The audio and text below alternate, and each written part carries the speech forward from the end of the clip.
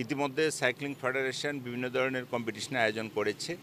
তার একটু অংশ হিসেবে আজকে তারুণ্যের উৎসবে আমরা আজকে যারা সাইক্লিং করে তাদেরকে উদ্বুদ্ধ করার জন্য এবং আমাদের এই সাইক্লিংয়ের মাধ্যমে যাতে আমাদের যুব সমাজ যাতে আমরা এখানে এঙ্গেজ হয়ে আমাদের শারীরিক এবং মানসিক একটা পরিবর্তন এবং সুস্থ থাকতে পারি সেটার লক্ষ্য করা হচ্ছে।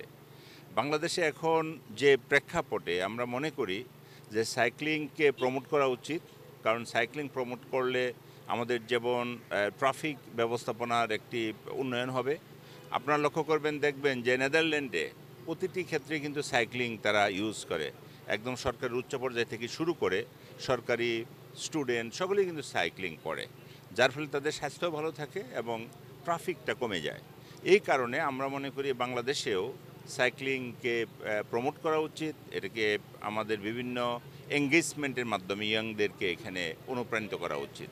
সাইক্লিং ফেডারেশন অন্যান্য ফেডারেশনের মতো একটি ফেডারেশন, এই ক্ষেত্রে সরকারের যে সহায়তা আছে সেটা অব্যাহত থাকবে।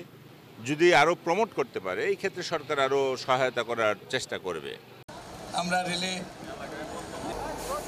প্রধান অতিথি হিসেবে উপস্থিত, ক্রীড়া পরিষদ বিশেষ অতিথি হিসেবে উপস্থিত আছেন।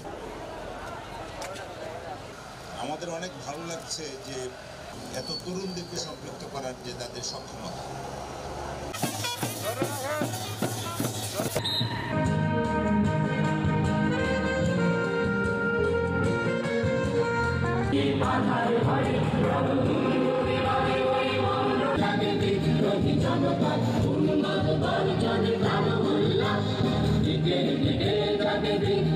জনতা